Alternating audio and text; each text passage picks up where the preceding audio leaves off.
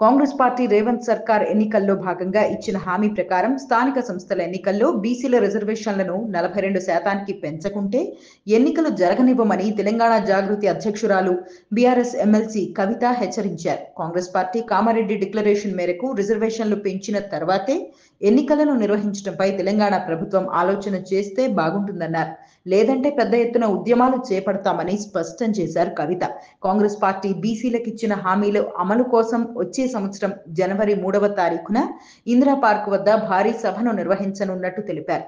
ఈ అంశంపై దాదాపు 40కి పైగా బీసీ కుల సంఘాలకు చెందిన నాయకులు నిన్న ఎమ్మెల్సీ కవితతో భేటీ అయ్యారు. ఈ సందర్భంగా బీసీల సమస్యలు, హామీల అమలు కోసం తెలంగాణ ప్రభుత్వంపై ఒత్తిడి తెచ్చే విధంగా సుదీర్ఘంగా చర్చలు జరిపారు. ఆ తర్వాత మీడియాతో కవిత మాట్లాడుతూ స్థానిక సంస్థల ఎన్నికలు నిర్వహించడానికి తెలంగాణ ప్రభుత్వం కసరత్తు చేస్తున్నట్టు వార్తలొస్తున్నాయని తెలిసింది.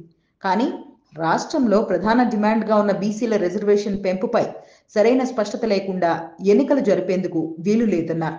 స్థానిక ఎన్నికల్లో బీసీలకు 42% రిజర్వేషన్లు కల్పిస్తామని కాంగ్రెస్ పార్టీ కామారెడ్డి డిక్లరేషన్లో చెప్పినట్టు గుర్తు చేశారు ఎమ్మెల్సీ కవిత. రిజర్వేషన్లు కనుక పెంచకుంటే ఎన్నికలు జరగనివ్వమని తేల్చి చెప్పారు. రాబోయే రోజుల్లో చేపట్టే కుల జనగణనలో భాగంగా బీసీ కులగణన చేపట్టాలని కేంద్ర ప్రభుత్వాన్ని ఎమ్మెల్సీ కవిత డిమాండ్ చేశారు. దేశవ్యాప్తంగా బీసీలకు అన్యాయం చేస్తున్న ప్రభుత్వాల వైఖరిని ఎండగడతామన్నారు. అలాగే జనవరి 3న ఇందిరా పార్క్ వద్ద నిర్వహించబోయే సభకు తెలంగాణలోని అన్ని జిల్లాల ప్రజలు పెద్ద ఎత్తున తరలి రావాలని పిలుపునిచ్చారు. బీఆర్ఎస్ ప్రభుత్వ హయాంలో బీసీల సంక్షేమం కోసం ప్రవేశపెట్టిన పథకాలను కాంగ్రెస్ ప్రభుత్వం నిలిపివేయడంపై రేవంత్ సర్కారుపై ధ్వజమెత్తారు. ఈ పథకాలను వెంటనే కొనసాగించాలని డిమాండ్ చేశారు ఎమ్మెల్సీ కవిత.